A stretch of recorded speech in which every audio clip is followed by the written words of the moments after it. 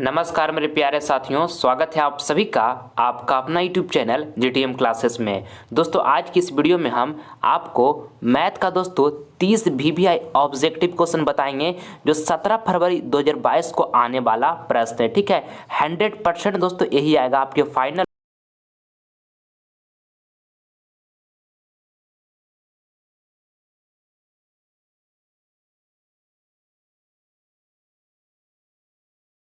पूर्ण है। आप इसको ध्यान से समझिएगा। देखिए कहता है कि दो लगातार विषम संख्याओं का महत्तम कितना होगा।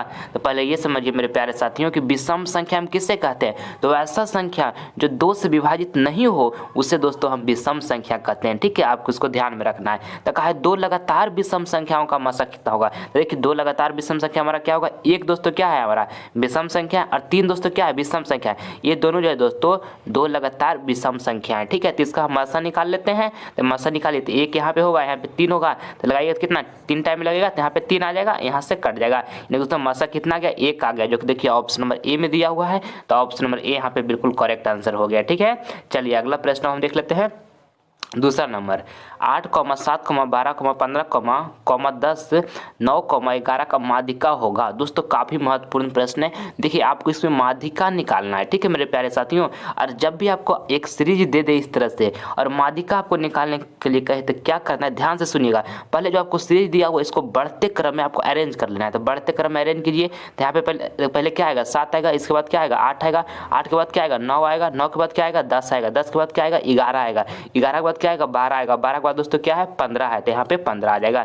इस तरह से आपको ये सीरीज जो दिया हुआ है इसको बढ़ते क्रम में इस तरह से आपको सजा लेना है। फिर क्या करना है कि दोनों साइड से एक को काटते चलना है, दोनों साइड से एक को काटते चलना है। अब बीच में जो बच गया ना, देखिए क्या कहता है कि बाह्य बिंदु से वृत्त पर खींची गई स्पर्श रेखाओं की लंबाई होगी। देखिए मान लीजिए यहाँ पर हमारा बाह्य बिंदु है। ठीक है, और यहाँ से इस तरह से अच्छा तरह से हम स्पर्श रेखा खींच लेते हैं। ठीक है, और यहाँ से भी इधर हम अच्छे तरीके से स्पर्श रेखा एकदम खींचिएगा, इस तरह से हम स्पर्श रेखा खींच लिए। ठीक है, तो दोस्तों क्या कहता है प्रश्न, बाह्य बिंदु से, यहाँ पे हम बिंदु माने थे कि यहाँ पे हमारा क्या है बिंदु है, वृत्त पर खींची गई स्पर्श रेखाओं की लंबाई होगी। तो ये दोनों जो लंबाई होती है दोस्तों आपस में समान होता है, यानी कि बराबर होता है। ऑप्शन नंबर बी यहाँ पे बिल्कुल करेक्ट आंसर हो जाएगा। ये कॉन्सेप्ट है दोस्तों, आपको ज्योमेट्री में पढ़ना है। तो यहाँ पे समान, ऑप्शन नंबर बी हमारा बिल्कुल राइट आंसर हो गया। ठीक है, आपको इसको अच्छे तरीके से ध्यान में रखना है।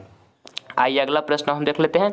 8 नंबर 12 मीटर ऊंचे खंबे की जमीन पर पड़ रही छाया की लंबाई 4 × √3 है, तो सूर्य का उन्नयन कौन होगा। दोस्तों काफी महत्वपूर्ण प्रश्न है आपके बोर्ड एग्जाम के लिए। ऐसा प्रश्न बिहार बोर्ड हमेशा पूछता है। ठीक है, ध्यान से समझिएगा। देखिए कहता है 12 मीटर ऊंचे खंबे की जमीन पर पड़ रही छाया की लंबाई 4 × में दोस्तों √3 है, तो सूर्य का उन्नयन कौन होगा।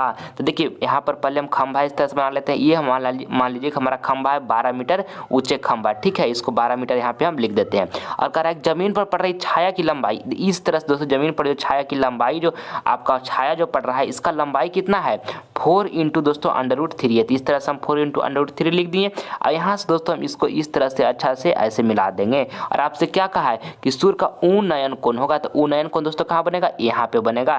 क्योंकि मेरे प्यारे साथियों इस बात को आपको ध्यान में रखना है, जब उन्नयन कौन कहता है ना, तो हम नीचे से ऊपर की ओर देखते हैं। ठीक है, इस बात को आपको ध्यान में रखना है। और जब अवनमन कौन कहता है तो हम ऊपर से नीचे की ओर देखते हैं। ठीक है, तो यहाँ पे उन्नयन कौन कहा है तो हम नीचे से क्या देखेंगे, ऊपर की ओर देखेंगे। ठीक है, कोई दिक्कत। अब यहाँ से आगे देखिए, आगे यहाँ से हम लिखेंगे tan थीटा बराबर हमारा फार्मूला क्या होता है, तो P/B होता है। तो P/B लिख दिए। ठीक है, यहाँ से लिखेंगे tan थीटा।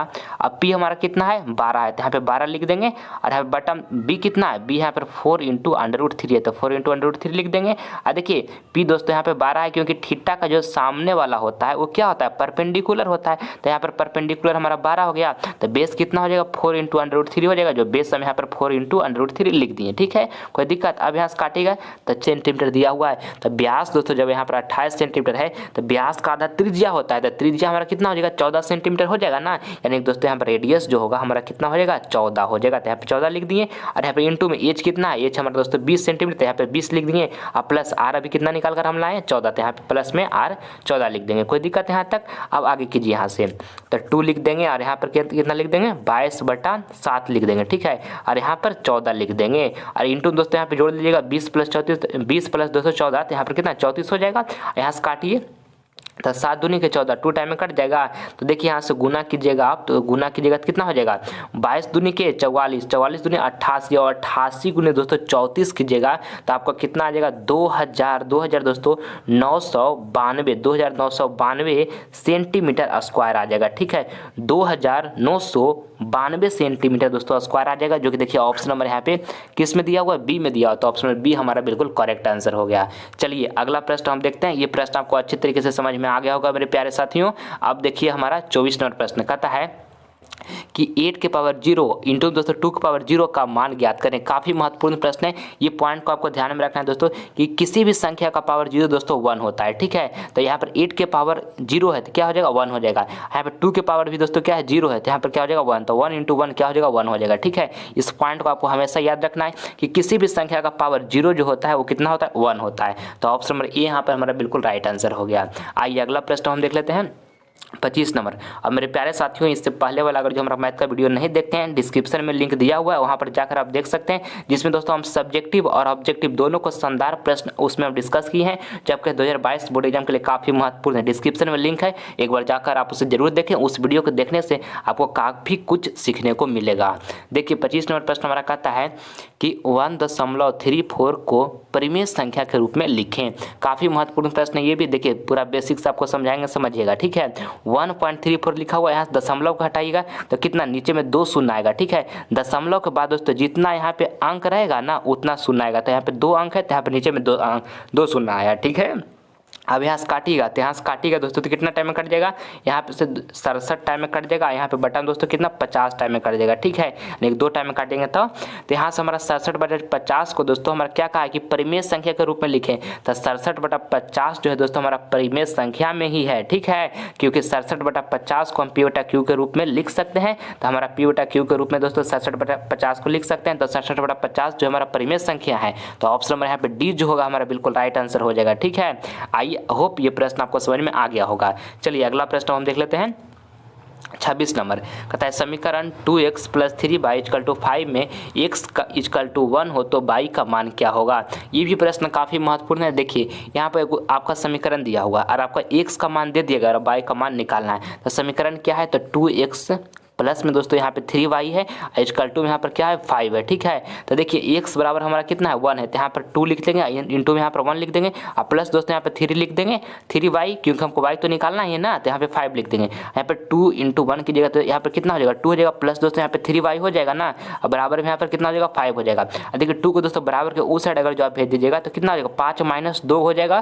तो 5 - 2 कीजिएगा तो कितना यहाँ पे 3 होगा ना। अब आगे यहाँ से देखिए तो y बराबर हमको निकालना है ना, तो ये 3 को बराबर के उस साइड भेज दीजिए, तो यहाँ पर गुना में तो बराबर उस साइड में जाके भागा में यहाँ से कट जाएगा, तो y बराबर कितना आ जाएगा y बराबर 1 आ जाएगा। तो ऑप्शन में यहाँ पे डी जो होगा बिल्कुल राइट आंसर हो गया। ठीक है, समझ गए। चलिए अगला प्रश्न हम देखते हैं 27 नंबर। कहता है त्रिभुज ए बी से एक समकोण त्रिभुज है जिसमें कोण C = 90 डिग्री है, तो cos A + B का मान है। दोस्तों ये प्रश्न आपके बोर्ड एग्जाम के लिए वेरी इंपॉर्टेंट प्रश्न है, आप इसको पूरे ध्यान से अच्छे तरीके से समझिएगा। कहता है किसी त्रिभुज में दोस्तों एक समकोण त्रिभुज है, त्रिभुज ए बी जो है एक समकोण त्रिभुज है जिसमें कोण C 90 डिग्री है, तो cos A + B का आपको मान बताना है। देखिए पहले हम यहाँ से त्रिभुज बना लेते हैं, समकोण त्रिभुज।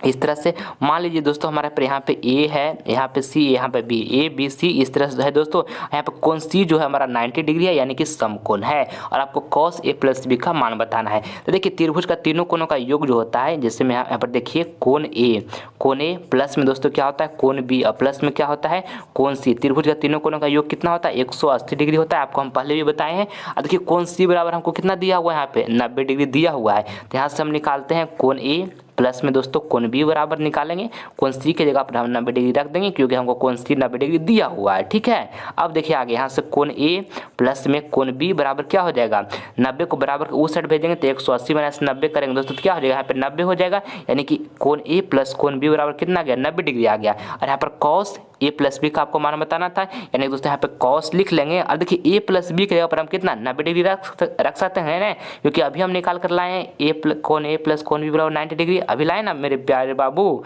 अब यहाँ पर देखिए cos 90 डिग्री का जो मान होता है कितना होता है 0 होता है, तो हमारे यहाँ पर राइट आंसर जो होगा ऑप्शन नंबर ए होगा। ठीक है, आप सभी विद्यार्थियों को समझ में आया होगा पूरे अच्छे तरीके से ये प्रश्न है। चलिए अगला प्रश्न हम देखते हैं अगला प्रश्न हमारा कौन है, 28 नंबर है। 144 के अभाज्य गुणनखंड में 2 का घातांक है। दोस्तों काफ़ी महत्वपूर्ण प्रश्न है, इसको आप ध्यान से समझिएगा। इसमें आपको बताना है कि 144 के अभाज्य गुणनखंड में 2 का घातांक है। तो देखिए 144 यहाँ पे लिख लेंगे, इसका अभाज्य गुणनखंड निकालते हैं तो 2 से यहाँ लगाइए तो कितना 72 टाइम में लगेगा, फिर यहाँ से 2 से लगाएंगे तो 36 दूनी के 72 यानी कि 2 टाइम में लगेगा, फिर यहाँ से 2 से लगाएंगे तो कितना 18 हो जाएगा, फिर यहाँ से 2 से लगाइए तो यहाँ पर कितना हो जाएगा 9 हो जाएगा, अब लगाइएगा कितना 3 से तो यहाँ पे 3 हो जाएगा, यानी कि दोस्तों यहाँ पर 2 कितना है 2 4 है, यानी कि दोस्तों यहाँ पे 2 इंटू 2 इंटू 2 इंटू 2 और यहाँ पे 3 कितना हुआ है 3 2 बार है, तो यानी दोस्तों 2 का पावर यहाँ पर कितना देगा 4 हो जाएगा, 3 का पावर यहाँ पर कितना हो जाएगा 2 हो जाएगा। आपको क्या बताना था ये प्रश्न में कि 144 के अभाज्य गुणनखंड में 2 का घातांक है, तो 2 का दोस्तों घातांक कितना है 4 है, ठीक है।